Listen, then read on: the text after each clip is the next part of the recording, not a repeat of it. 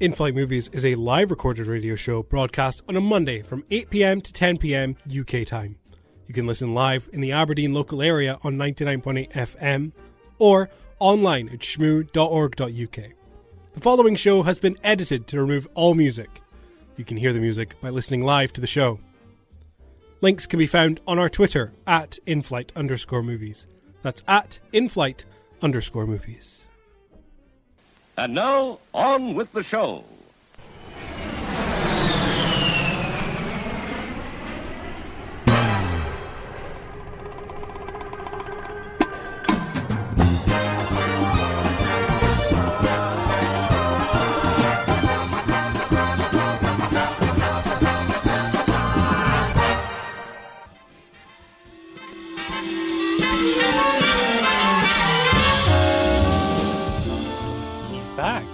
More like we're back. We're back. We're back here on Shmoo 99.8 FM. My name is Glenn. I'll be your captain this evening here on In-Flight Movies alongside my lovely co-pilot, Mr. Ryan.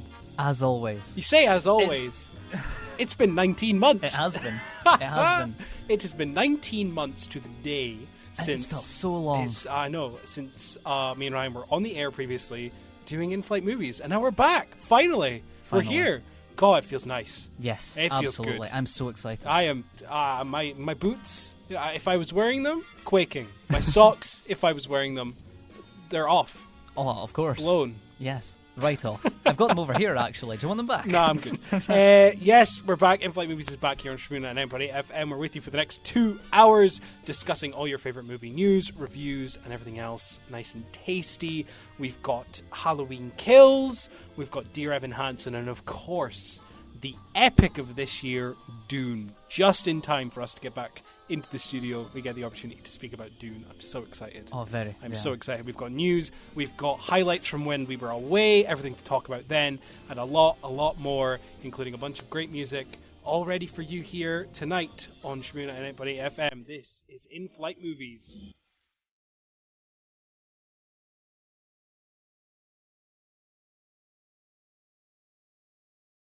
And what's a show without great music? This is Hunter's Moon. They could be miles off course. That's impossible. They're on instruments. Get that finger out of your ear. Hunter's Moon by Ghost. I'm playing the jingles. We're back into it. I know. I have missed the jingles. In all of their, like, shoddy glory. Cheesy, grainy, shoddy glory. We are working on getting a few more jingles. Better ones, I should also say. Mm-hmm. So don't worry, your pretty little hearts. We will have some a new and improved, I guess you could say, version of In-Flight Movies coming your way. Absolutely. With new jingles, and we're looking into some other stuff. Maybe even an official logo. Hopefully. You can always keep an eye out for all that kind of stuff on our Twitter at @inflight_movies. That's at @inflight_movies. Get in contact with us. What have you been seeing this week? What have you been enjoying the show? You want to request a song? You want to just chat to us or just give us a follow? We would really, really appreciate it to get some good, some good contact going Absolutely. on there. Some good contact going on. And that is also something that we'll mention. Because we're still easing from lockdown with radio and everything like that. The process of getting all these things, that's why it's not. That's why it's taking a little bit slower. But we are getting there. It's taking time. We only found out last week that we were going to actually be back in the studio today. That we secured this. This slot. So it's all kind of happened so quick. And in due time, we will have lovely new things to show you, and hopefully the show will be refined, and it'll be good. It'll be good. Don't you worry. Right, the wrinkling of paper can only mean one thing. News, which I want to get, an actual jingle for. Some things never change. Some things never change. Glenn's burping on air. That's fair. In the meantime, I'll just go... That's what we did last time. That's what we used to do all the time. Yeah. God, old habits die hard, am I right? Am I right? So, the news... We're only going to be doing recent news. We're not going to go through all the news that we missed out on the past 19 months. We'd be here forever. Because there has been so much. But we'll get into that later. For just now, this is only kind of the recent stuff. Quite sad news quite recently with Halyna Hutchins, my apologies, cinematographer, dead at 42. Yeah, that was shocking news. Tragic, absolutely tragic stuff. On the set of the new Alec Baldwin film Rust, a gun misfired while Ali Baldwin was rehearsing with the director and the cinematographer. The gun misfired, and unfortunately Halyna Hutchins died because of it. Yeah. And the director only sustained injuries in his right shoulder.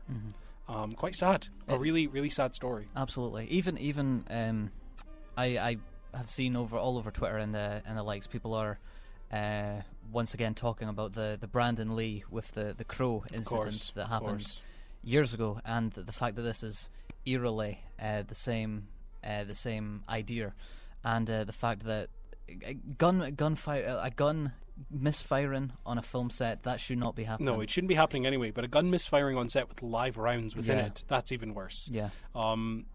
There's still a lot kind of to be uncovered with this. There's been some recent news today that kind of gave more insight into how it actually unfolded. How live rounds ended up within the handgun itself is unknown.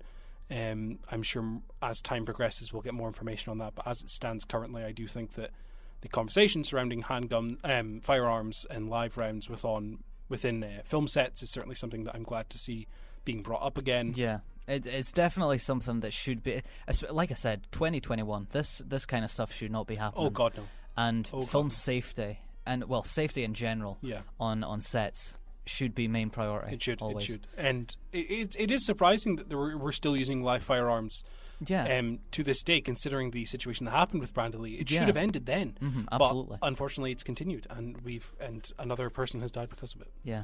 But I'm glad that this is sparking conversations around the safety on movie sets, and that people are actually, going out of their way to talk about this. Yes. And it's not just fans. There's many directors, other cinematographers, everyone within the industry is talking about this and the safety on film sets.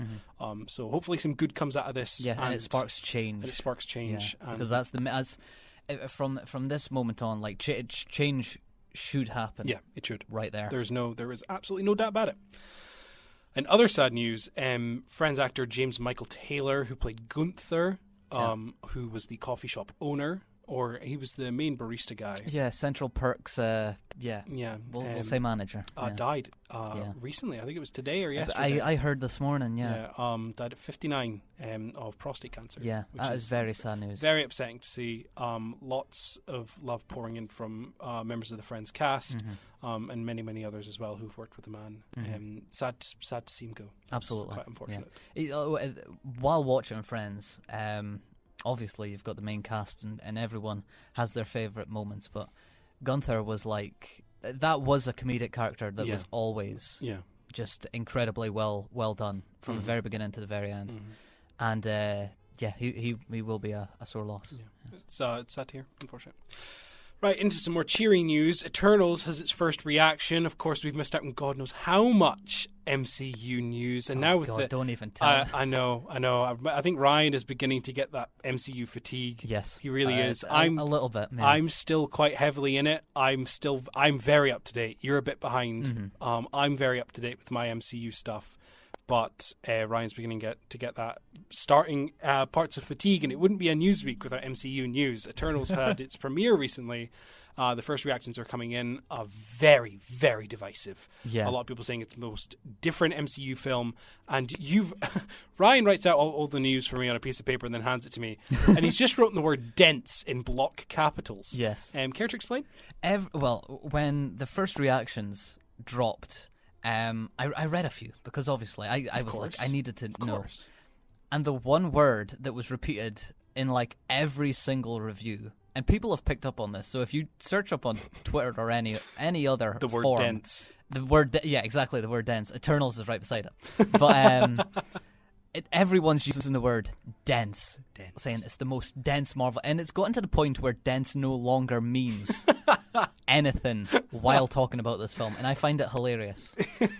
So I had to block capitals. No, yeah, makes total sense. I have seen a few people give their reviews. I saw someone give it a score. That person gave it a score of 6. Yeah, I mean that's kind of the baseline, I think, but I read in Empire's last issue, I read the special piece they had where they interviewed Chloe Zhao a handful of the cast talking about their experiences on set of the Eternals, it does seem really different. And to be honest, I think it's going to be an MCU film that me and you are going to love.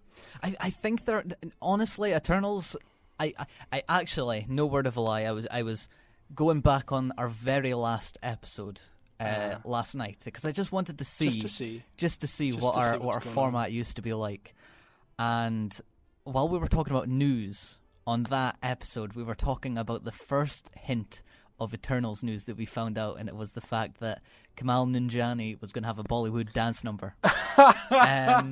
So from that moment, are you aware there's a clip that I have? No, I don't want to see it. No? I want to watch that for the first time in the cinema. But Kingo is Kamal Nanjiani's character. I'm quite excited to see Kingo in this film because from what I've heard of not only Kamal's transformation that has been memed to hell on Twitter. We loved that way back when that first happened. Man, that image of him where he's like sitting in front of a plate of eggs and his face just looks like a Lego brick is just hilarious. But yeah, the first reactions of Eternals very divisive. We are seeing it a week on Friday. Yes. We've got opening night tickets, so we will have that a review to you in 2 weeks' time. We'll be able to give you our opinion on Eternals. I'm feeling like I'll give it a positive review. I am genuine on that. From what I know of it right now, and it's not a lot, but the cast, the director, even the trailers that we've seen, and the fact that I still feel very in the dark about what it is. I'm way more intrigued. So do I. I'm way more intrigued with this film than many of the previous ones that we've just gotten. And I think in that regard that if it is divisive, I think that's something to celebrate. Yes. Because Marvel films other than Shang-Chi, Marvel films recently have been quite samey. If we had enough time on this show, I would 100% go into a deep dive on my thoughts of MCU recently. Yeah. We might do that when Eternals comes out. Yeah, I think when Eternals comes out, it's a good idea to do that. Because I have a lot to say on MCU stuff. It kind of plays in my head every time I think about it. But I am a massive, massive advocate for the MCU going not only in different directions, but in better directions. Yes. And Shang-Chi was the biggest breath of fresh air I've had from the MCU in such a long time. Definitely. And in my opinion, I think Eternals will be much bigger than that. Yes. Because Eternals is not only going to be more, I guess, in a way progressive with its content that it's featuring, but it's also going to be different. It feels more real from what I've read. What I read in the Empire magazine, a lot of the sets are practical, a lot of the effects are practical, the actors are actually there, they're physically interacting with each other. And I just think it's going to feel much, much bigger than anything has before, especially after Black Widow, which was such a disappointment. Definitely. But I think it's a good idea that we get into some MCU stuff in 2 weeks' time. So when Eternals comes out, we'll be doing that. Absolutely, yeah. Right, on the other side of Disney stuff, Star Wars, Hayden Christensen is officially back for not only Kenobi, which we already knew he was going to be appearing in, he's now going to be appearing in Ahsoka, the live-action Ahsoka series starring Rosario Dawson. I can't even say her name. Rosario Dawson. I was about to say Rosie O'Donnell? That's what I was going to say. Rosie O'Donnell? You mean Rosie... I don't know. I don't know. Who am I saying? I don't know. Anyway, the Ahsoka series that's coming on Disney Plus, focusing on is a live-action series focusing on Ahsoka, the character from the Clone Wars who briefly appeared in an episode of The Mandalorian. Hayden Christensen is pretty much confirmed that he's going to be appearing within that. Whether or not he'll be appearing as Anakin or if he'll be appearing as Darth Vader is currently unknown. But I am bigger into the Star Wars stuff than I think you are. To a push, yes. To a push, because I've seen Clone Wars, and I've seen I've seen Clone Wars, I've seen Bad Batch, and I will squeal like a little girl if I see a live action version of Ahsoka and Anakin interact with each other, because Ahsoka is a character we've only ever seen within cartoon form in the Clone Wars, and then briefly within the Mandalorian in live action. And I just think it'll absolutely kill it if we have a young Anakin and a young Ahsoka interacting with each other. I will just flip because it'll just be surreal. Well, that's the thing with the one episode that she appears in Mandalorian. I think that's like one of the best episodes of season 2. It is. It is so good, and especially her reintroduction into the franchise. Let's say, as this like samurai, this mysterious like warrior. I think it's an incredible characterization for that character. Ahsoka in general is a fantastic character and is often hailed as one of the best Star Wars characters. I remember when she was first revealed within like the Clone Wars movie that came out back in 2008, in the beginning first 3 seasons of Clone Wars, people hated her. But come season 4 of Clone Wars and beyond that, through all the different seasons, she has just grown and grown and grown into her own character. And the final 2 seasons of Clone Wars absolutely solidify her as a fantastic character with her own morals that are completely separate from any other character we've seen in Star Wars. And it is perfect. She is great. And I would 100% say watch Clone Wars just so you can get a feel for Ahsoka. That's a big ask. It's a big ask. I watched Clone Wars throughout lockdown last year. So I think I had time, so I did. But if you really need a show to kill, watch it, but also search for the official watch order, because the order the episodes are in on Disney Plus is completely different from the actual chronological order that the episodes go in. So do a little bit of homework before. Do a little bit of homework. Yeah. Nerd homework. Yeah. If you will. In what measure do you think Hayden Christensen is going to be back, though? Because I only ask this because I find it hilarious if he returns as Darth Vader. Because Darth Vader is a person with a mask, and a voice modulator. That's true. It is. I think, and I love the idea that he's coming back, and it's just like you can't even tell if it's him. It's like getting Daniel Craig to play a stormtrooper. You know, exactly. Yeah, I do agree with that, but I think especially for the Kenobi series, I think we're going to get flashbacks, and I would hope for Ahsoka will also get flashbacks, but. In general, just getting Hayden Christensen back is a general great thing. Oh, yeah, absolutely. Because it's good to see him get some recognition after the prequels. So I'm all for it. In other casting news, Ryan Gosling is now starring as Ken in the Barbie movie directed by Greta Gerwig. Yeah, Greta Gerwig. And opposite Margot Robbie. As Barbie. Absolutely fantastic. What is going on? This is a surreal... What is this? What's going on? I know. That is brilliant casting. Yeah, great casting. Especially, Ryan Gosling has not done a film since First Man. Really? Yeah, it's been quite a long while since we've seen some Gosling. I was about to say he isn't showered, but that's what's his name? What? Mysterio. Oh, Jake Gyllenhaal. Jake Gyllenhaal. Yeah, Jake He's not even Gyllenhaal. Orion. What am I thinking of? God, my brain's all over the place. Anyway, Grand Theft Auto the Trilogy.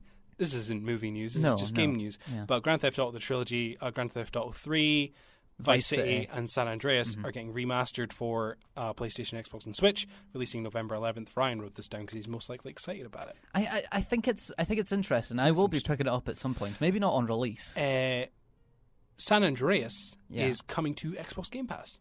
Oh well, that's just San Andreas though. Yeah. 3 and Vice City are not. That's the thing. I haven't played any of those.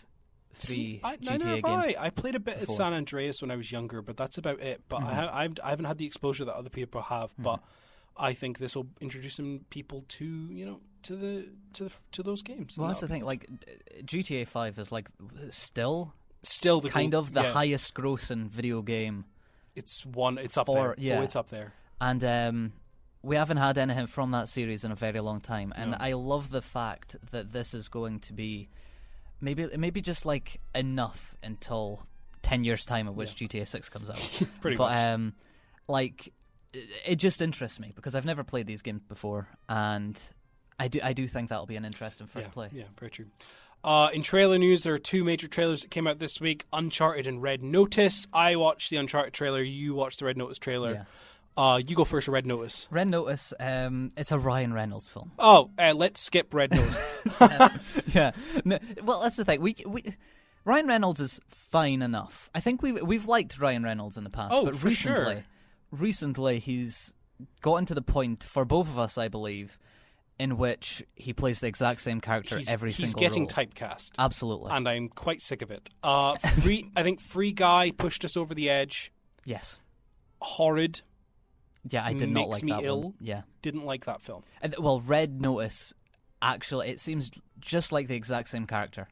The Rock and Gal Gadot both show up, and not even they can save the trailer alone from feeling like it's just going to be another Ryan Reynolds film. I can't do that. Yeah, I know. But it's Netflix. It is Netflix. So at least you don't have to spend money to go to the cinema to see it. And the thing is, watch it on Netflix. Red Notice and Uncharted, I believe the trailers got released on the exact same day. They kind of look exactly the same. Yeah, well, Uncharted to me is just probably the biggest disappointment I've seen in a good while. Yeah. I have played the Uncharted games. I'm a fan of the Uncharted games. I've played all 4. I love them. I think they're really good. I'm not like a diehard fan, but if you talk to me about PlayStation exclusives, I'll tell you Uncharted's a good game. This trailer looks horrific. Butchered. I hate Tom Holland. I hate him as Nathan Drake. I'm sorry. He just does not. He's not. It's just not Nathan Drake at all. At all. Mark Wahlberg is Sully. Sure. If you give him a mustache and dye his hair grey, I'll like him a lot more. But you haven't. It's just Mark Wahlberg. He doesn't even have a mustache. Come on. That's like the thing with Sully is that he smokes cigars and he wears a mustache. Yeah. Well, he doesn't wear a mustache. He has a mustache. But even in that sense, I haven't played any Uncharted games. But while watching the trailer, all I could think of was, this doesn't feel like Uncharted. No, it doesn't. It doesn't. Uncharted is very quippy. It's very fun. It's very light-hearted. And this, I guess, looks the same, but the heart of the Uncharted series is Nathan Drake as a character. And you have lost that because Tom Holland is not playing Nathan Drake as Nathan Drake. He is just playing like Tom. It's just like Tomb Raider. It's just Tomb Raider. He's just playing Tom Holland is like kid. Yeah. And he's awkward, and I just no, he's just playing Spider-Man again, and I just don't like it. I really don't like it. I will see the film when it comes out, obviously. I will dislike the film when it comes out, obviously. But I'm not too excited about it. I think there might be some like fun sequences. Oh, for sure. I no doubt about it. As a non-fan of the series, I think it'll be a serviceable film that is kind of fun.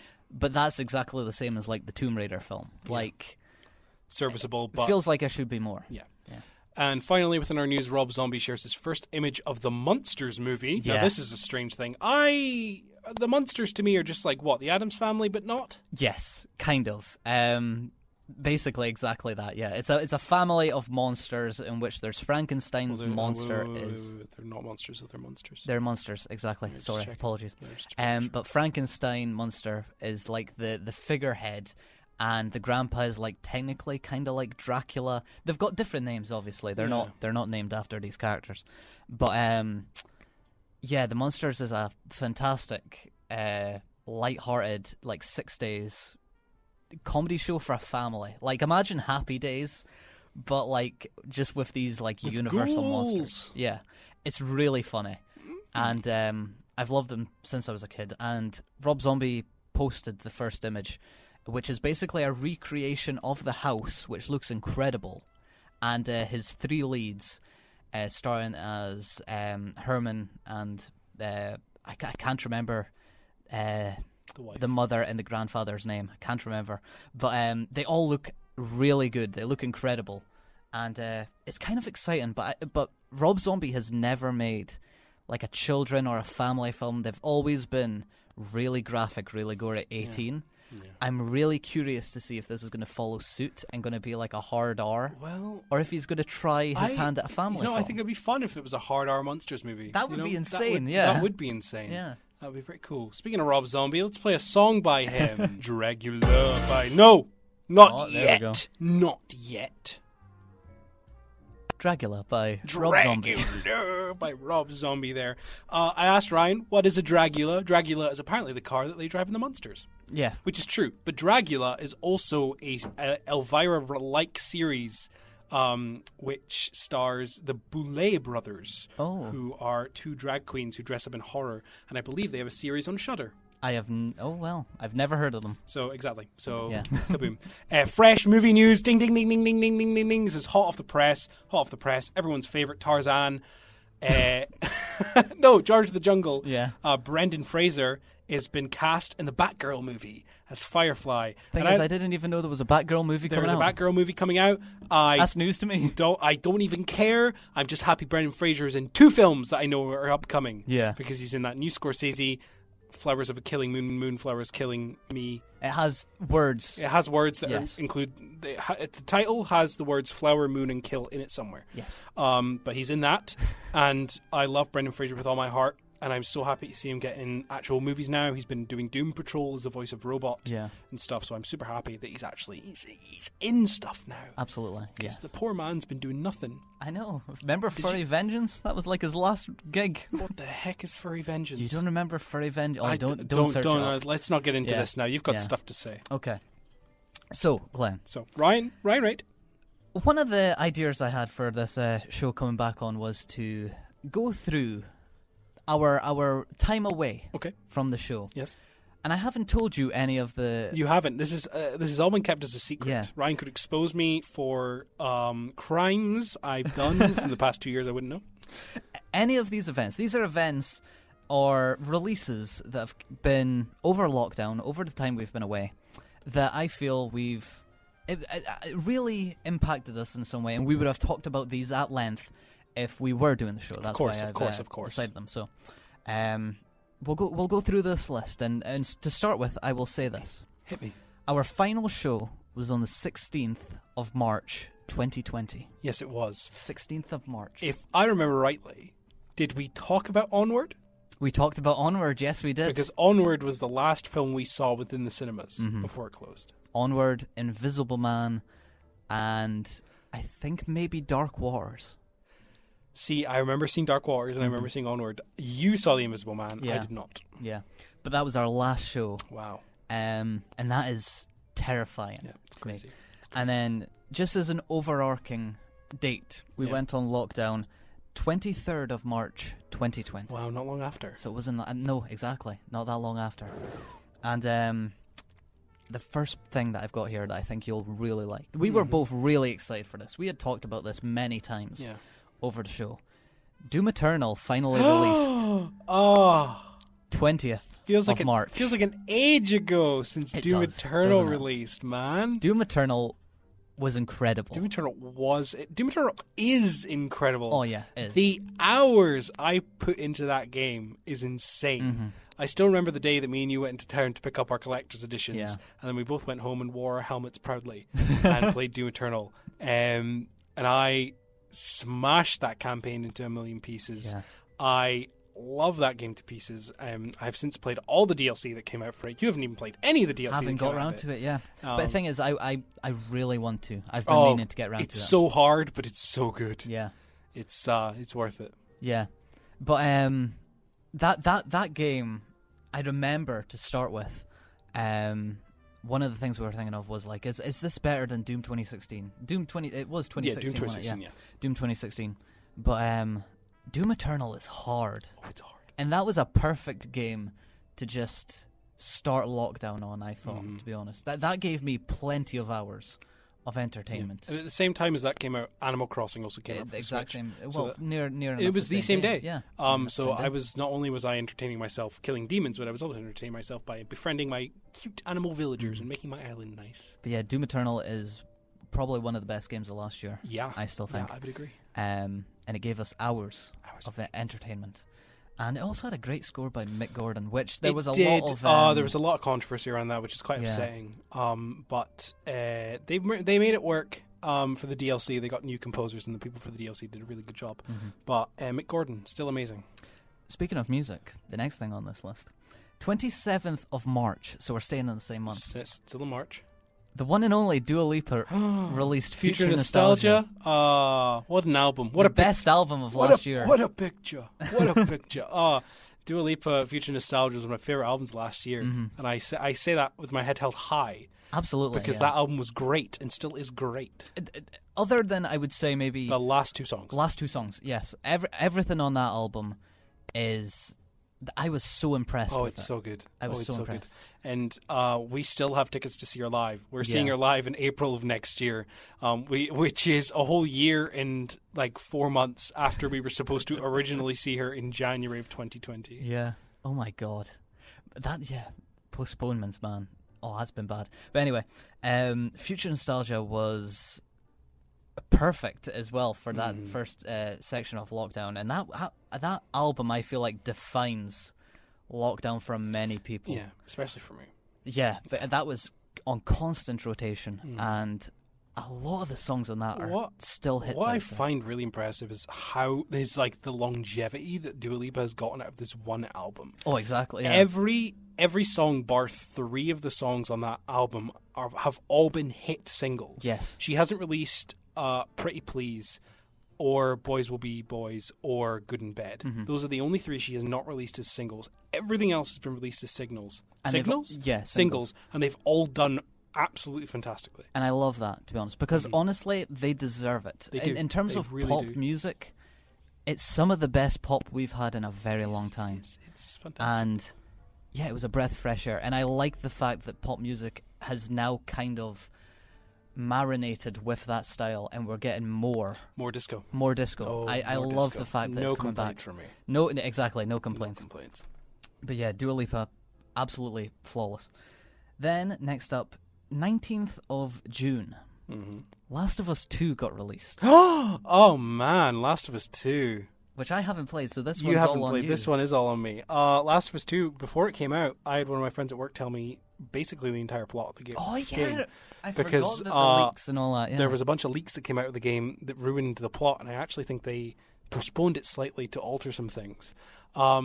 I played the living hell out of that game. I platinumed it on PlayStation. I love it. I love that game. I love its story. I love its characters. I love everything about it. I think that may be near one of my top games of last year. Yeah. It's so good. So good. And there was all this controversy around it. I don't get any of it at all. No. I think it's fantastically written. And I am so excited to see the Last of Us series that comes out for HBO Max. I will say that is shaping up, looking good. Oh God, give me Pedro Pascal. Just he works so well as Joel. Didn't it win like Game of the Year? It won Game of the Year. Yeah. A lot of people said it was rigged because they didn't like it. But when you compare it to everything else that released that year, it was the Game of the Year, and it is still fantastic. And if you haven't played Last of Us 2 or Last of Us 1, buy yourself a PlayStation and play them. It's worth it. Yeah. They are video game movies, but they are so good. Next up, 26th of August, Christopher Nolan attempted to save cinema with Tenet. We saw Tenet in the cinema. Full stop. We were literally talking about Tenet outside of the studio before the show started because I discussed that the composer of Dune, Hans Zimmer, turned down the opportunity to compose Tenet so that he could compose Dune. And we were both discussing how we don't really remember much about that film except Robert Pattinson and John David Washington ran backwards, and it was really loud. Yeah. Like obnoxiously loud. Obnoxious. I think Tenet is a smart film that is smart and does well, but at the same time, I don't really want anything to do with it. I mean, Nolan is Nolan. He does good things. He makes you think, but how deep are those things apart from just a basic concept that he tries to make deep? There's an argument to be made there. It's a thrilling film to watch, and it's fun to watch as well, but the more I think about it, the more I'm like, I don't think it left the same amount of impact that Nolan thought that he was going to do. I think, no. Remember that was going to save cinema. It was, and it didn't. And it didn't. Really. What did save cinema? We'll get to that later on. Because technically Tenet is Christopher Nolan's version of what saved cinema. Yeah. And I find it funny that what eventually did save cinema was what he didn't want to do. I love that. We'll get to that. Okay. Don't you worry. Okay. 2 days later, this one's a sad piece of news.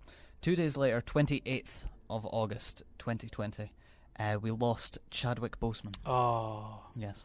Man, I remember that day because I had read the news recently on Twitter that morning, and I was really upset about it. And then I remember I went and picked up my friend Kim, and she didn't know, and I told her in the car. And man, that was a sad day. Yeah. So sudden. It was so completely unexpected. The news for seeing those next few days afterwards, just announced that he died from colon cancer, and he just completely kept it hidden away from almost everyone. Almost everyone, yeah. And that was shocking news and really saddening news. Really, really, really sad to hear. But his legacy lives on. His final pieces of work that he did premiered in Marvel's What If series, and they're honouring his legacy with Black Panther: Wakanda Forever, which is going to be coming out late next year. So it's I think he did not in any way die in vain, and he is well remembered by many people. Yes, he did leave a legacy. And he did. And the films that he did work on, there were the last few films that he worked on, which were Netflix exclusives, Spike Lee's The Five Bloods, and Ma Rainey's Black Bottom, I think it was called. Both outstanding outstanding performances from, and really showed his acting. He was taken too soon from the acting world. He had so much more to show. Very upsetting. That was upsetting. On the 12th of November, the PlayStation 5 got released. Once again, you've got a PlayStation 5. Oh I do not. man, I picked one up that day, midnight launch. I brought you along with me as backup Yes. in case I got jumped. Yeah, like what were you gonna do? Yeah. Joking. Yeah. You were gonna help. Man, that was a great day. I picked up my PlayStation 5 midnight game. Other stores are available. And then I went home, set it up, and I remember I played Astrobot's Playroom, and there's nothing like getting a new console and then playing it for like a good few days straight, and all you have is like 3 games, and you're just playing them over and over again. Mm-hmm. I was playing Spider-Man Miles Morales, Bug Snacks, and Astrobot's Playroom just on repeat for a good few days, and those were great days, man. If only I could go back, because like I remember like within about 2 months of owning the console, I bought more games, and then I had amassed this amount of games, and I went, oh no, I ruined it. Yeah. Because it's good when you don't have any games. Like it was like that with the Switch when I first got it. I had like no games for it, but it was great when I had no games for it because I had to play those ones. You know. Is it better, do you think, than the Xbox? Yes. Yes. So I own the Xbox Series X and I also own the PlayStation 5. In my opinion, the PlayStation 5 does beat it. The Series X has more raw power, but the PlayStation 5 as a console and more of an experience is much better. The exclusives are much better at this point in time and probably will be for some time. The Series X feels in absolute no way any different from previous Xboxes apart from frame rate in 4K. And even then, they're not major changes.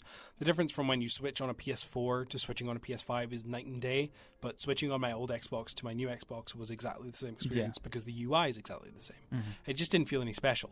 So, and if all of that didn't matter, the PlayStation has a controller that is adaptive in some funky way. That controller is crazy. Those adaptive triggers are mental. The haptic feedback is crazy.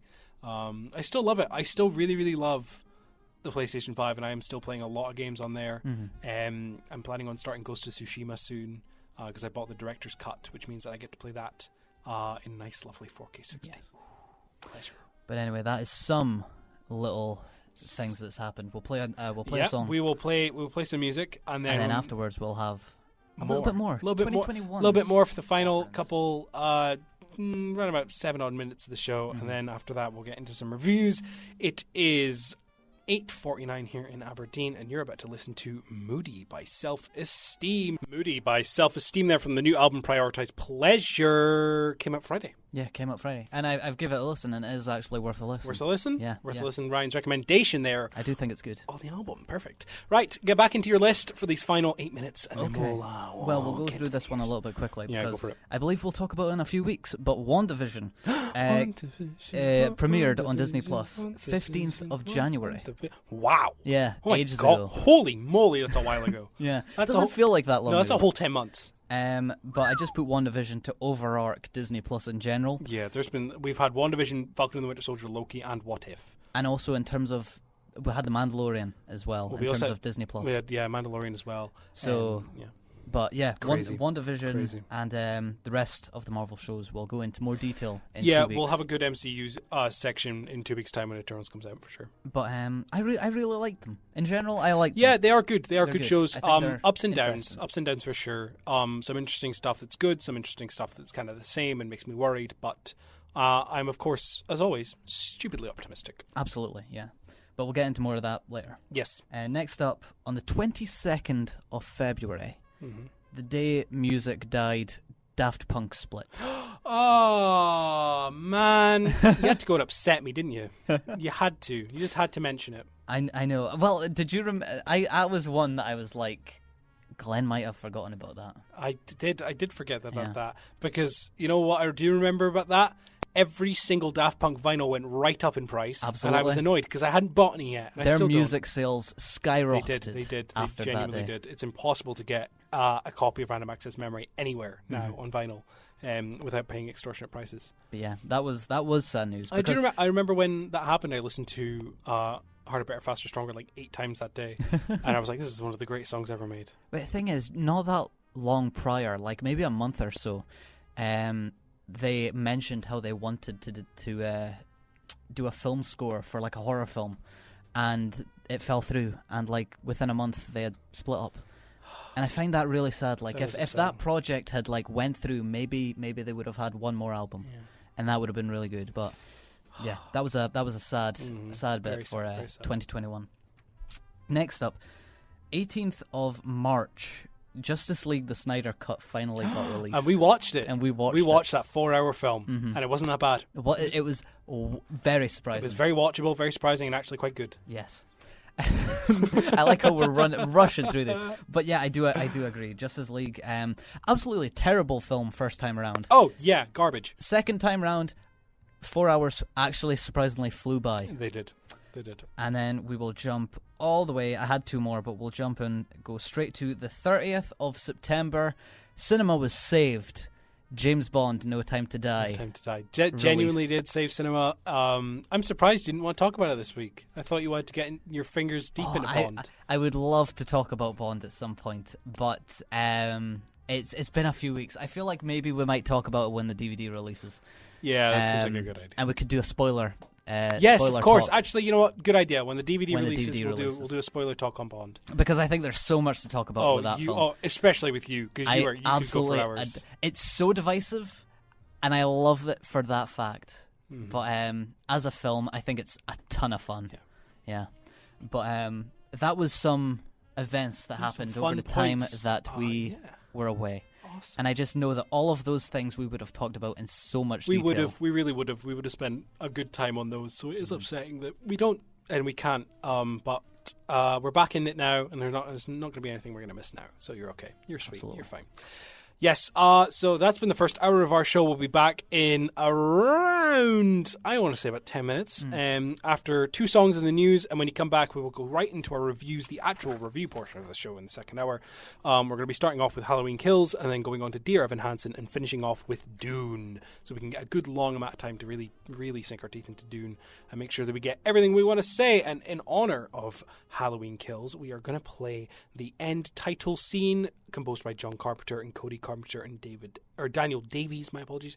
Ryan, you picked this. You enjoyed the soundtrack to this film. John Carpenter's always got a brilliant way with soundtracks, and I'm so glad that he continues to do them. Perfect. So we will play you this, and when we come back after the news, we'll be getting right into more stuff. Enjoy. We'll see you in a bit. It's intermission time, folks, so hurry, hurry, hurry. Step right over to our refreshment center for the most extravagant array of refreshment goodies ever assembled under one roof. Enjoy breathtaking, mouth-watering goodies, everything from a snack to a delicious full meal. At our refreshment center, you'll find a large variety of goodies to satisfy your hunger, your thirst, or your sweet tooth. So hurry, hurry, hurry. Visit our refreshment center now. The show starts in 10 minutes. And now, on with the show.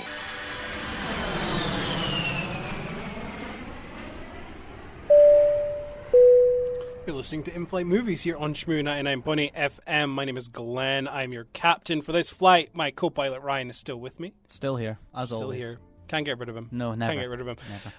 We just did a whole hour show. If you missed it, where have you been? Where have you been? We did a whole news, and Ryan went through a bunch of lists of stuff that we've missed for the past 2 years. This has been our first show within about 19 months. Yes. So it's crazy, and we're actually into the movie review portion of the show now. So we're glad you're here. We're glad you're joining us. If you want to get in contact with us throughout the show, you can always tweet us at @inflight_movies. That's at @inflight_movies. What have you been seeing this week? What did you think of the films that we're talking about this week? Have you seen them? Let's get into it. Yes, absolutely. First one we have on the list is Halloween Kills. Yes. And the thing is, I think this is going to be an interesting talk. Oh, yeah, right. Especially with the way that we walked out of this. But I would love to hear... I'd love to hear you start on this. Oh, I get to start? Yes, I'm going to let you start. Really? Yeah. No, but you're letting me... Oh, no, you're starting with Dear Evan Hansen, aren't you? I'll do Dear Evan Hansen. So I get 2 starts, because I'm starting on Dune as well. Yeah, sure, yeah. Wow. I'm getting treated nice today. Okay, Halloween Kills. Sucks. Right out of the gate, okay? Directed by David Gordon Green, who directed the 2018 one, right? Yes. Starring Jamie Lee Curtis as Laurie Strode for the 3rd canon appearance. Now canon appearance, She appeared in 2 and stuff. Yeah. Judy Greer still playing Karen, and is it Andy Matichak? Yes, that's how I would playing pronounce Allison, who are the only real cast members that are of note. All three of them returning from the previous film as your main characters. The film follows Michael Myers back on the rampage once again. He survived the fire from the 2018 film. Spoilers for the end of that if you haven't seen that, but you've had 3 years. Come on. Yeah. The film follows Laurie Strode. She's in hospital after the events, and it follows Michael Myers going back on a rampage, and chaos ensues, quite literally. This film, to me, is kind of all over the place with what it wants to do. It's jumping about. I feel it relies too much on the original. With a sequel like this, now I can forgive a film like Halloween 2018 from relying too much on the original, considering that it scrapped all the previous canon and was starting fresh by just going off the previous one, right? Yeah. So I'm allowing that film to have its references and its, details about it that work. But this film, to me, just doesn't really do that. It opens with going back to 79. So, yeah, 78. 78. 78. It goes back to 78 in the film, and we're introduced to... So we're introduced to a character called Lonnie. Yes. If I understand this right, Lonnie is a new character. Lonnie is mentioned in 1978, but only ever mentioned That's it. by kids, By because kids. he goes to school. But he's not a character. He's not just mentioned. He's just mentioned. Yeah. So right off the bat, they've introduced a new character into the canon from within an old film. Yes. And from the get-go with that, I just felt that something was off. And after that, we get introduced to modern-day Tommy Doyle, who was the kid that Laurie Strode was babysitting in the first film, as well as the other girl that the other babysitter was babysitting. I can't remember her character's name. Lindsay. Lindsay, that's it. And then one thing that I actually quite like, we get introduced to the nurse who was attacked in the car with Marion. With Marion. No, Marion's her name. Marion's her name. Yeah. Who gets attacked at the mental facility where Michael's being held in the beginning of the 78 film, which I think is interesting and was actually a nice touch. Now, that's about as far as my praise goes for this film. All over the place. The plot has... my main issue with this film is the script. Okay. I feel like the script is just really bad. It's just bad. They have 4 things to say, and the film continues to repeat them over and over and over and over and over again. It is a direct sequel, yet feels the need to tell you every single piece of information that they have on Michael over and over and over and over and over again.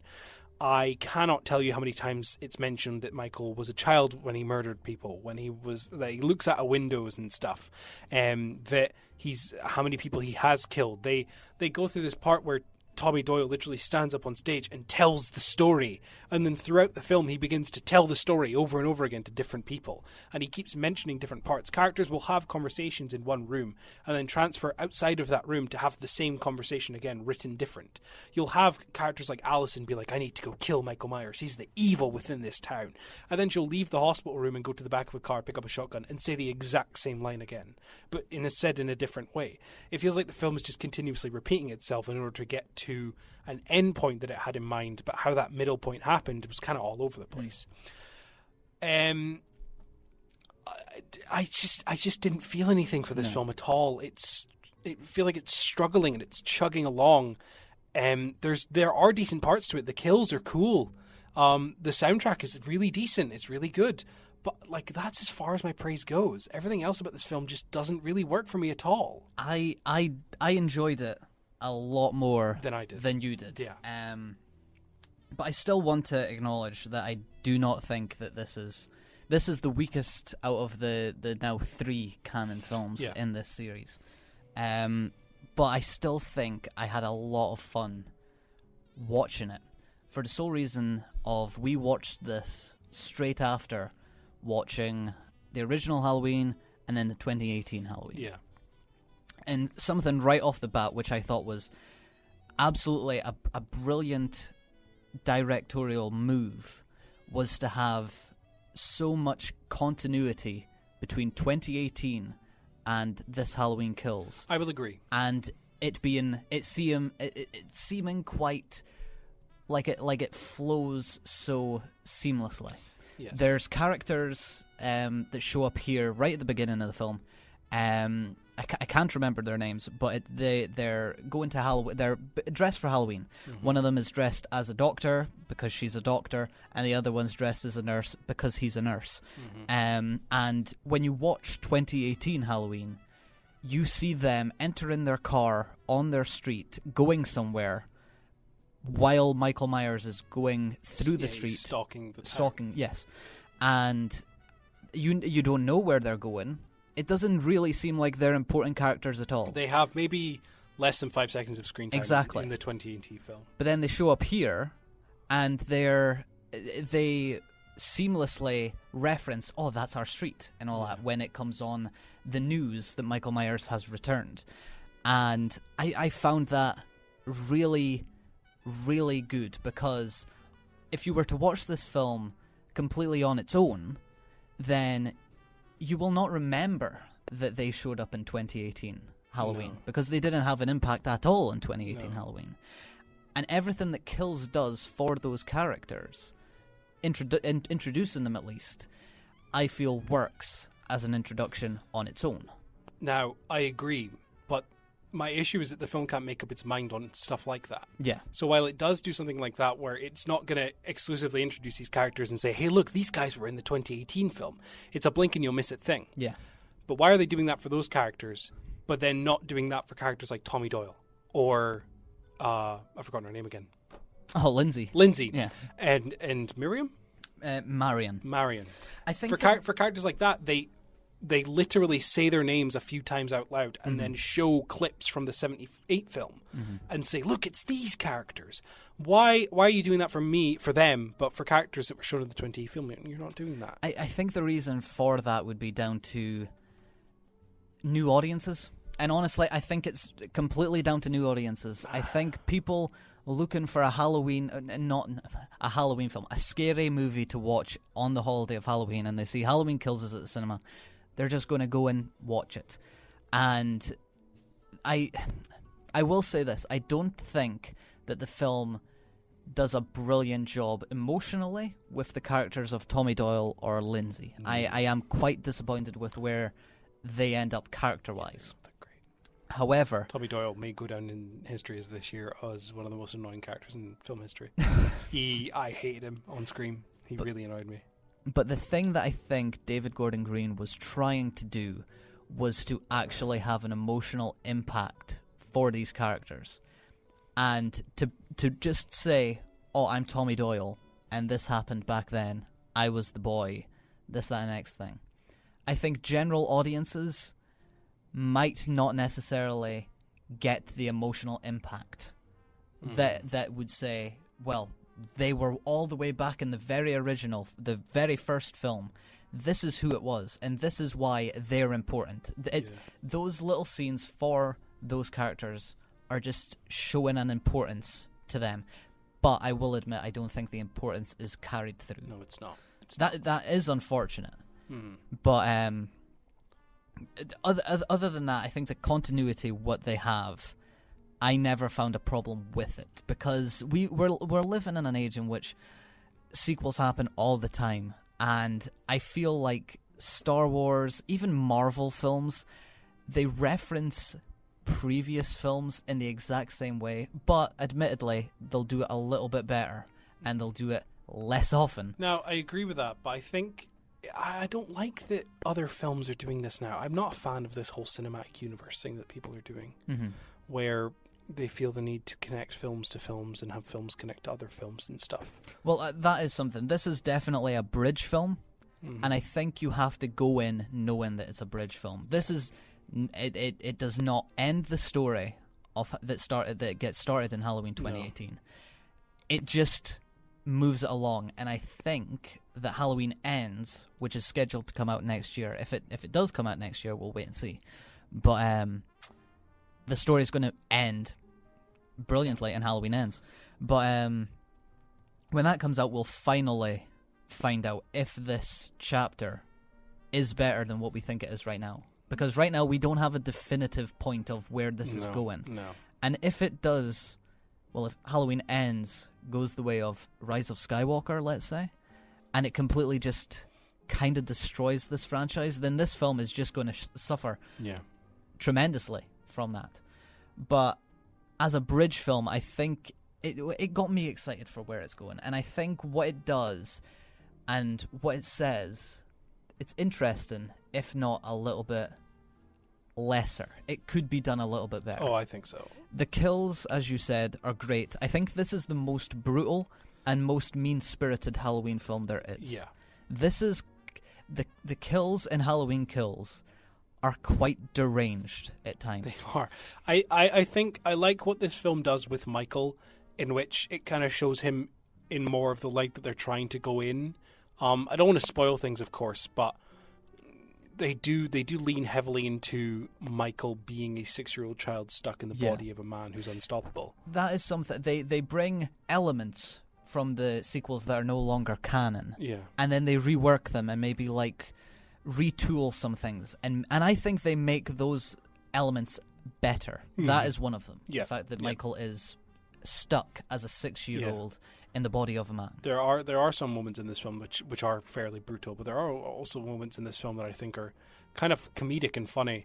There are two characters called Big John and Little John. Big John and Little John. They are terrible, but also hilarious at the same time. Yeah. I loved them so much that at one point I needed to go pee, so I left my seat to go, and as I was leaving to go pee, Big John and Little John appeared on screen, and I stopped myself and I waited and I watched them. And it was worth it every minute. Mm-hmm. But yeah, Halloween Kills for me just didn't really do it at all. I do want to ask you, what did you think of the 1970s open from a filmmaking perspective?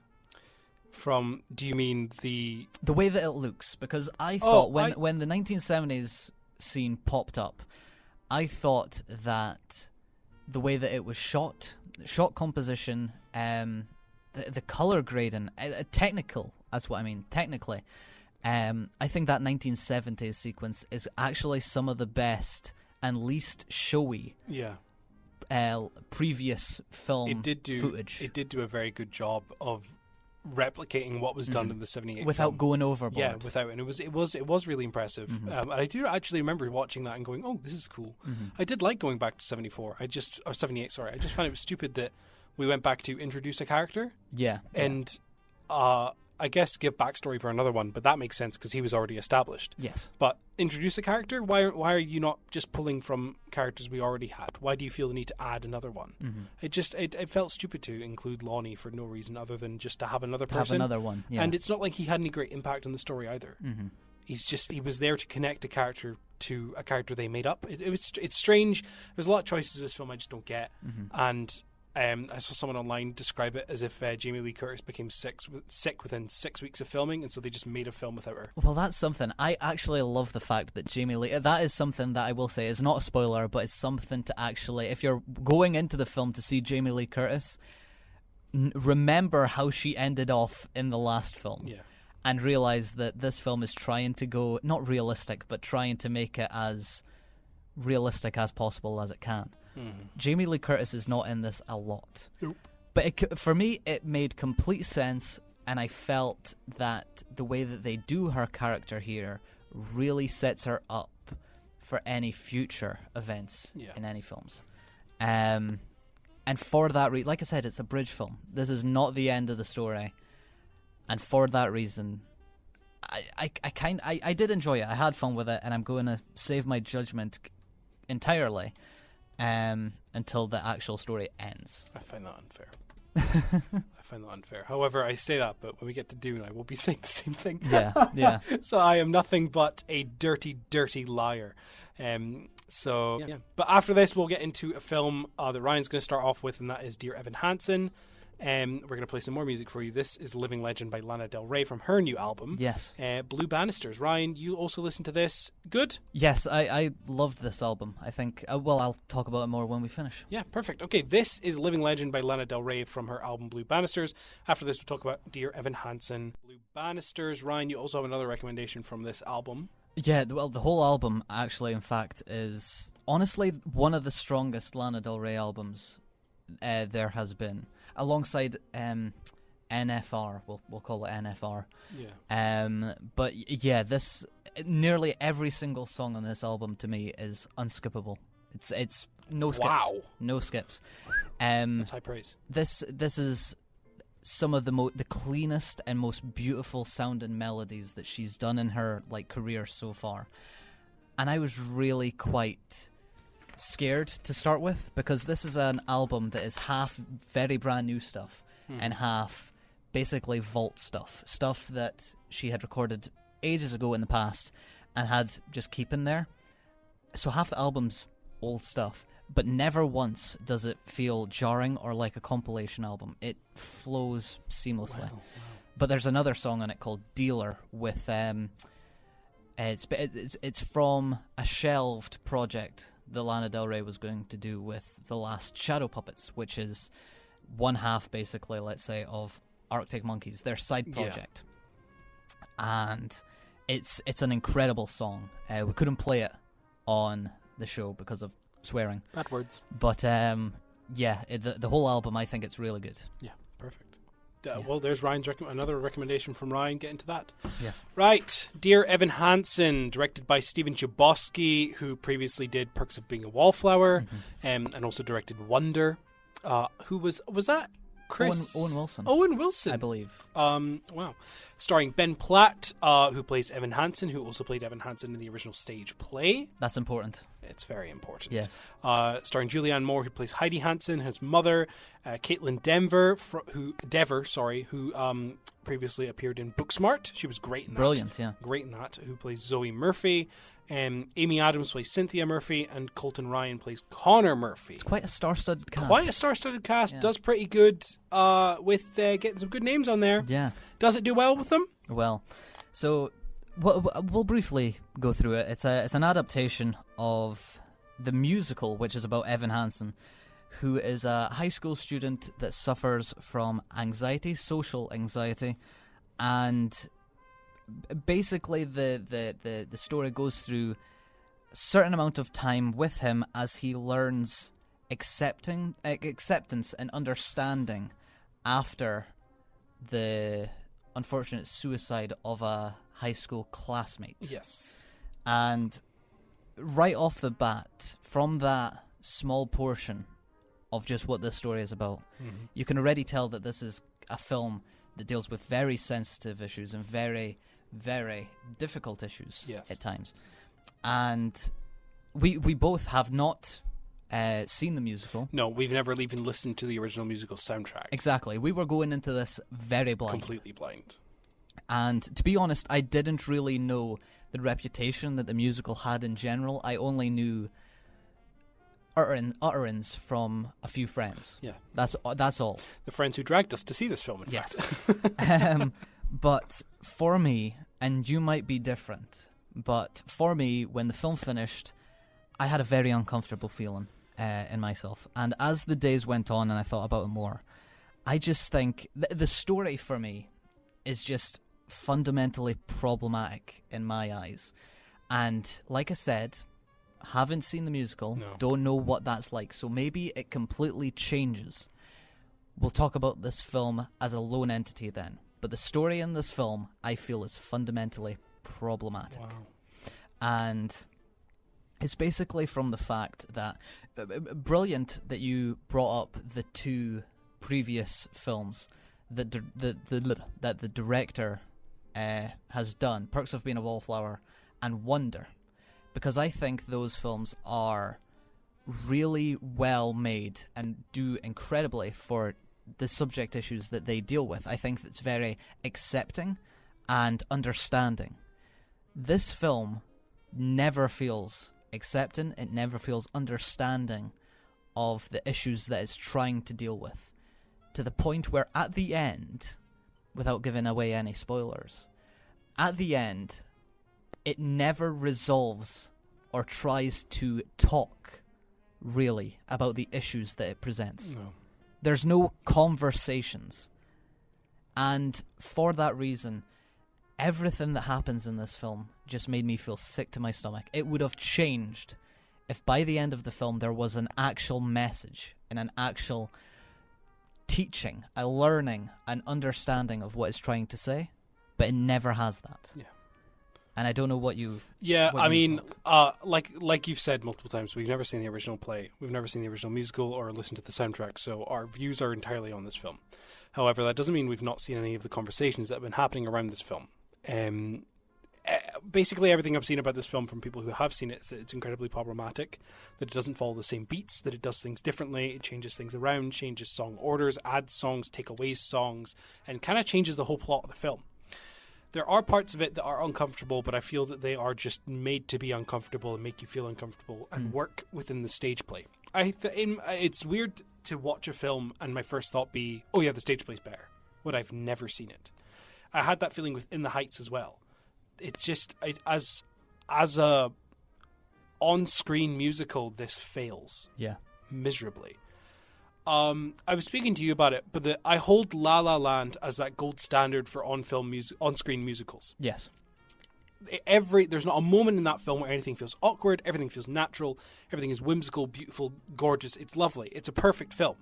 And it's a perfect musical. It's exactly what it needs to be. But Dear Evan Hansen does this thing that I've finally whittled down what it is that I dislike. I hate it when in musicals characters will start singing. Now, I don't mind the fundamental point of a musical. Not now. Yes. I understand that is a stupid point to bring up about musicals. However, my issue is that when they start singing, no effort is made to take them out of the scene. They are left within the scene that they are in which they were previously talking. When you do that, you are eliminating the point of the song, when they could have just had a conversation. Yes. In a stage play, this works because whenever a character is singing, there's always a spotlight, there's set changes, there's events happening around them. It's not just them static. Sometimes it is, but when it is static, that's because you want them to focus on the song. When two characters are sitting on a couch talking to each other and then one of the characters starts randomly singing and you aren't changing any of the shots, none of the lighting changes, none of the scenery changes, the character doesn't stand up, nothing happens, they're in the exact same position that they were when they were talking, and one character is just singing, it's awkward. So awkward that it becomes hard to watch. And there are many points during songs in this film which are hard to watch because no effort is made to make them any different from them just talking. Ben Platt, now, yeah. I'm sure the man is fantastic in the musical. That's something. Before we slate him, I will say this. I feel like his acting is perfect for Broadway theatre production. He is. You watch that man act and you say theatre actor. Yes. But when you put him on screen, it doesn't work for two reasons. One, he's old. Yes. He is 28. He's 28, I believe. And he's supposed to be playing a 17-year-old. Mm-hmm. No, I'm sorry. He gets away with it sometimes, but then there are other times where the makeup is really weird, and it's always very noticeable. Always very noticeable, and it does take you out of the film a lot. Ben Platt's acting is, like you said, great for Broadway, terrible for film, because he is overacting everything he does, because that's what he's known to do, because he's a theatre actor. Yes. When you're a movie actor, you have to be subtle. So everyone else around him in this film is subtle with their acting because they're movie actors. Whereas Ben Platt's facial expressions and the way he moves and talks is also exaggerated because that's how he's played Evan for God knows how many years. And it just doesn't work at all. Why they didn't get anyone new for him, I don't know. I think it was actually a vanity thing. Because I remember ages ago reading somewhere that Ben Platt actually said that it would be too jarring for fans of the musical to watch this film and see someone else play Evan Hansen other than him. No. I think it was a vanity thing. Well, Ben Platt, you're losing points of respect for me. I know. Amy Adams as well. Amy Adams, I love Amy Adams. Oh, she's but great. Here I found her wooden. No, she is wooden. She is wooden. She's quite one note. There's not much to her character apart from being mother. Yeah. And it is a bit. She is quite wooden, but I put that down to directing. Absolutely. Yeah. And this film is just all over the place, and I don't really like it much. No. Which I didn't expect to like it, and then I saw it and I didn't like it. So it's not like I'm hurt. It's just it's just what I expected. Like I said, I had a more of a reaction to it necessarily than you did, but I did not like this at all. I thought it was when the film finished, I felt like it was disgusting in a sense with the way that it treated its subject, and I just didn't like it. And one scene that we'll talk about is the there's a song that's very famous called "Sincerely Me," and that's what we've been talking about. And in this film, "Sincerely Me" plays much like I'm guessing how it would play in the actual musical. Mm-hmm. And while watching it, you said that it's a fun little musical number, and I agree. And let's say this: the songs are really, really good. The songs are well written, and in a vacuum, the songs work. Yes, and they're all of that. Not a bad thing. Sincerely Me, not a bad song. The scene that is played in comes 2 minutes after the news of Connor, which is the classmate who committed suicide. Yes. 2 minutes after that news is broken to Dear Evan Hansen. To Evan Hansen.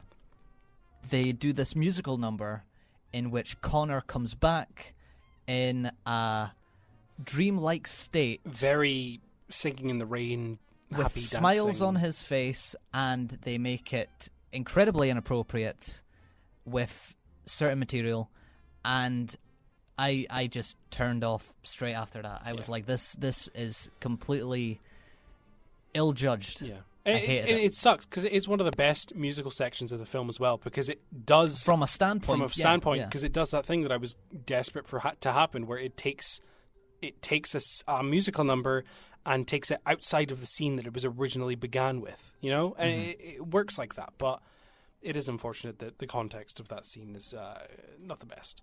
But yeah, Dear Evan Hansen, the film, really not worth a watch. No. I just wait for the musical or see something else, or see Dune, which we'll be talking about after this next song from Dear Evan Hansen. This is Requiem, sung by Caitlin Dever, Danny Pino, and Amy Adams, all members of the Murphys, singing about them reading the emails between Connor and Evan that Evan makes up. Not a spoiler, that's the plot. That's the plot. But enjoy this, if you must, and when you come back, we will be talking about Dune. Ryan, give me your best Dune Hans Zimmer song scream. Big Worm. It's not what I asked for. Requiem from Dear Evan Hansen by Caitlin Dever, Danny Pino, and Amy Adams. A good song. Yeah. A good song. Again, I am really, really keen to listen to that.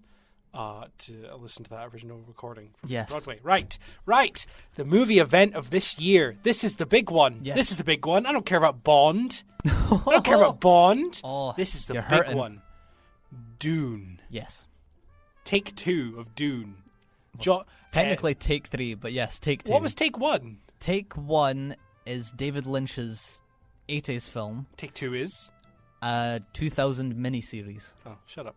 Yeah.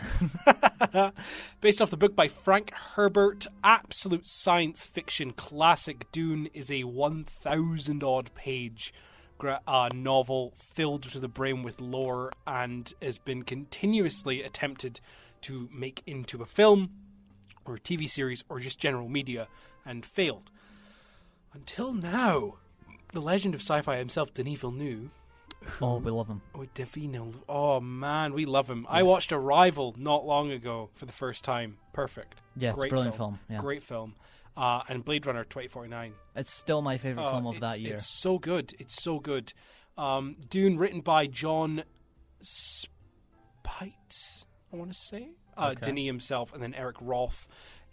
Cast, absolutely star-studded cast. You've got Timothée Chalamet, Ryan's favorite little boy, who plays Paul Atreides. You've got Rebecca Ferguson as Lady Jessica Atreides, Oscar Isaac as Duke Leto Atreides. You have Jason Momoa as my favorite name in the history of cinema, Duncan Idaho. I saw a brilliant tweet the other day that basically said Duncan Idaho is the exact same name as Hannah Montana. It is! And it's so true. It is. It's so true. You've got Josh Brolin as Gurney, Javier Bardem appears as Stilgar, and of course Zendaya as Chani. Brilliant. It was that joke was made for this film. It is. Right, I've Dune. We saw it Monday. Man, I need to see that again. Yes. That's all I can say. Dune is an epic. It is an epic space opera that I think is needed. It's fresh. It's still fresh to this day. Dune is being introduced to an entirely new generation. I am part of that generation. I've had no exposure to Dune apart from until now. Yeah. And it's incredible that I'm getting such a great, faithful version to the novels as well, from what I've heard. This film is ambitious, really ambitious. To say the least. To say the least, Yeah. this film is ambitious. Not only is it visually stunning, I would expect no less from Denis Villeneuve. Special effects are outstanding in this film. The costume design is outstanding. The soundtrack to this film is pretty good. All the characters are interesting. The lore is well developed and well placed. At no point do I feel overwhelmed by names and numbers and characters and figures and places and planets. It's contained. The film opens well. It closes well. It's doing a grand story, but it's not taking it quick. It's not making you figure all this out so quickly so that it can go on and do other stuff. It's taking its time, and Dune is really, really appreciative of the source material. Yeah. It knows that it needs time that it's never had before, and Denis is really, really, really trying to make sure that this film takes its time in developing that story, making the most out of it. Many, many people are comparing it to Lord of the Rings. Yes.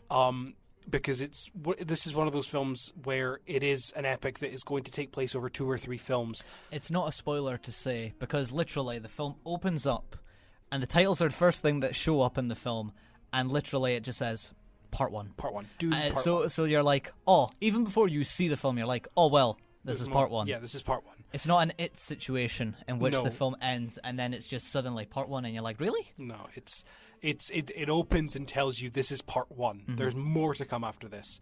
Or at least you hope so. Yes. And with a 40 million opening box office weekend. I've heard that it's 50 million. Is it gone up to 50? I heard that it went up. Wow. If it's not up even more. Wow. Since I last Well, checked. then I'm telling you, we'll be getting a sequel. Yeah. 100%. The buzz surrounding Dune is incredible. Everybody's so appreciative of it. Christopher Nolan and Denis are apparently going to be having a 30-minute conversation about the film, and it's going to be recorded and available to watch. Guillermo del Toro's come out and said that the film's fantastic. So many people are praising this film for not only doing a fantastic job with the source material, but it's just everything about this film is getting appreciated. There was something you said the visuals are outstanding, Oh, and I completely stunning, agree. stunning. And I do highly encourage. Well, I think we both highly encourage everyone that's listening to maybe attempt to go and see Dune at some point if you have not already done so. This is... I saw a tweet by someone saying I wasn't there for stuff like Star Wars. I wasn't there when Lord of the Rings came out or Jurassic Park or any of these epics, but I'm here for Dune. Yeah. And I agree. Dune is going to be that film where years down the line, everybody's going to be like, I was there. I was there when I saw Dune, you know? Well... Go and see this film. I want to draw attention to something because I absolutely love this fact. Okay, Go. Dune's budget. Okay, $165 million. Now that's a lot of money. It's a okay, lot. a lot of money. Not in terms of films, but it's a lot of money. Okay, the Suicide Squad. Guess how much their budget was? The Suicide Squad. The Suicide Squad, the new one. The new one. This is 2021 films that I've got here. 250 million. I was not nearly 185 million. So more than Dune. More than Dune. Black Widow. How much was that budget? Oh, now. The budget on Black Widow must have been about, I'd say 190 million. That was $200 million. Jungle Cruise. Oh, no, I saw this tweet. Jungle Cruise was like 240 million to make, wasn't it? Yeah. Oh. $200 million plus. Insane. That That alone, and the fact that Dune looks this clean, this real. Never once does it ever feel fake. No. Dune is... It's so well crafted. So well crafted. It's so... There's so much care put into this. You can tell Denis is like obsessed about making this film as perfect as it needs to be. And he really, really, really puts his heart into it. And so does everyone else. As a hater of Timothée Chalamet, what are your thoughts on him as Paul? Okay, yeah, Paul. Paul. I love the names. I in saw a this very film. good tweet telling me that they found it hilarious that both Star Wars and Dune, two of the biggest sci-fi things to ever exist, have main characters called Luke and Paul. Yeah.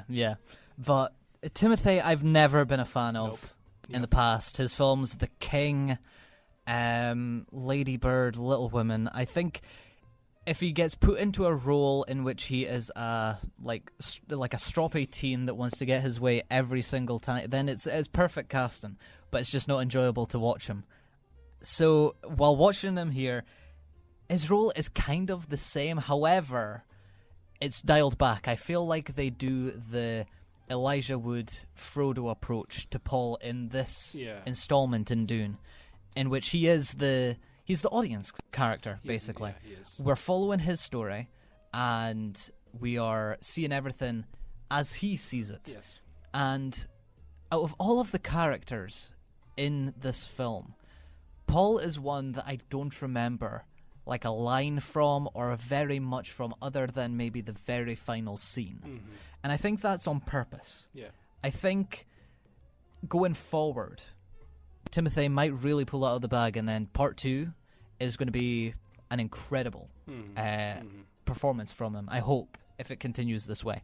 But as an appetizer, I think he does really well in setting us, the audience, on this journey. Yeah, I agree. It's this... yeah, you're completely right. He is a Frodo character. And if you've seen Lord of the Rings, you know that Frodo goes from that small hobbit from Bag End in the first film to climbing Mount Dune in an epic final sequence within the third. And I think you're right. I think that as we grow to learn more about this world and more comfortable with the world and the characters who live within it, Paul will begin to grow more and become his own character and do more. And I am really looking forward to seeing more. I hope we get announcements, official announcements for Dune Part 2 and possibly 3. That is something that I will mention. I am... Not that I'm iffy, because I definitely think we're going to get a sequel to this. I feel like that is a definite. But it does really make me a little bit, reserved. The fact that they have not greenlit Dune Part 2 right away. Yeah, Thinking back, if we stick with the Lord of the Rings comparison, all three of them were filmed back to back. They were greenlit back to back. That story was going to end. Yeah. In a world where Dune didn't get the massive opening that it did, and say that this was just as much of a flop as Blade Runner 2049 was, which, let me just be clear, this might be controversial, but I think Blade Runner 2049 is a better film than Dune Part 1. But that was considered a box office flop. If the same happened to Dune, I would feel incredibly disappointed and really not happy that Part 2 was not coming. Yeah. And I don't want to bring it back to Halloween, but Halloween Ends is confirmed. So at least we know that we've got another shot of completing the story. And the only issue I had with Dune coming out of it is that I feel it does rely on having a future too much. Yes. Especially considering there's not a greenlit one. But I guess that's a tactic in order to make sure that the next one or two are greenlit. Yes. I heard rumors today that that Part 2 is almost confirmed, but there may be a Part 3 based on the second book. The sequel book, yeah. The sequel book. Which I'm down for. I mean, give Denis all the money he needs. Give him more of a budget. What can he create with that? But I definitely think that this film needs more. And like Lord of the Rings, I think more films will only complement it more and make it a better watch. And years down the line, I can see 4K bundles of the extended edition of Dune. Oh, I hope extended editions come of this. Then just give me all that good stuff. Give me the good stuff. I will say, we talked about Timothy. I will say, for me, Rebecca Ferguson is the standout in this film. She is brilliant. From the moment that she comes on, she is a commanding presence in everything. But in here, wow, she does give an absolutely fantastic... Even Jason Momoa as Duncan Idaho. Brilliant side character. Maybe one of my favorites. Yes. There are two big kind of, I guess you could say, quote-unquote, action sequences that happen within this film. I've seen people comment that Denis doesn't really know how to do action films action scenes, my apologies, considering he hasn't really dabbled in them before. He's done stuff like Sicario. Well, Sicario to me is more of a thriller. And during one action scene, the one in the middle of this film, I was heavily reminded of Sicario. Yeah. The way that scenes are sequenced and shot, it's very thrilling, and in a sense, danger is oncoming and you don't know where it's coming from. It's very Sicario. he does cut away from the action maybe too much. I would like to see more action in there, but I think that that's something that he'll pick up and do better on in the future. People say Dune is not an action-heavy sci-fi series at all, but the action sequences that it does have are epics. The two that this film had are epic. Yes. They are brilliant. They are star-stunning. They genuinely, eyes wide, mouth agape. I was just in awe. Like, perfect. I love this film the more I think about it, and I am desperate to go see it again. Yes. Really am, and I really want to go and experience this again. Hell, you know, if I had the option, I would go see this in IMAX. Yes. I really wish we had IMAX here so I was able to go see it. But it is one, definitely. If you're going to see any film this year, make it Dune. Make it Dune. Even though Bond saves cinema, and I will stand on that hill. Bond will be in the cinema next year. Still. Very true. But Dune is so worth the cinema experience. It's transfixing, and it's like it just transports you to that world. Yeah. It's something that hardly happens in cinema, and I'm so glad that this kind of film is being made. It's one to support. It is. It is a hell of an experience to watch. So yeah, please take the time, go to your local cinema, see Dune. It's playing at the Belmont, it's playing at the View, it's playing at the Cineworld, it's playing at all of them. Please take the time, go and see Dune in the big screen. It's the only real way to see it. It's what you need to happen. Hell, I'm even tempted that maybe we get 4DX tickets. Yeah. Because that's a bigger screen. Yeah, so, very true. So, yeah. I think we'll definitely be seeing this again. So, come next week, we'll probably have a re-review in which we'll love it even more and pick up on new things. Yes. So, yeah, unfortunately, we've come to the end of our first show back. How's it been, Ryan? That went quick. So quick. Very quick. Speedy Gonzalez. Yes. Next week we'll be back, same time, 8 till 10. Tell your friends. Currently, we have planned to see this week The Last Night in Soho. Yes. Very excited for by that. Edgar Wright. Very excited for that. Antlers, another horror film that's coming out this week. Mm-hmm. And then on Saturday, me and Ryan are going to be... Sunday, me and Ryan are going to have ourselves a little Halloween horror fest of 3 films that we're going to be watching. We're going to be watching It Follows, Brain Dead / Dead Alive. Yes. And One Cut of the Dead. 3 kind of different horror films there. And we're also going to be seeing... Is it Tenebra? Yes, Belmont. Belmont are showing 4 horror films over the Halloween weekend. Highly encourage you to go see any of them. Search on websites, Belmont's website, and their socials to get more information about them. But we will have reviews for all that next week, so stay tuned for that. Ryan, any final comments for this week? Your recommendation for the week is Dune. Dune, absolutely, yes. See Dune. Exactly, yeah. Out of every film that's shown this week, Dune is definitely the one that you would want to support. I am of the same opinion. You need to be seeing Dune. If you're not seeing Dune, on the biggest screen as possible. On the biggest screen possible. Don't settle for less. Go for big. Go big or go home, I say. Yes. Because there's nothing quite like it. So yeah, thank you very much for listening to In-Flight Movies tonight. It's been a real pleasure presenting for you, and we hope that we hear. We'd love to hear from you at @inflight_movies on Twitter. Give us a follow. Tweet at us. What did you think of Dune? If you've seen it yet, are you going to be seeing Dune? Please go see Dune. That's all I can really say. Right. Thank you very much, and we'll leave you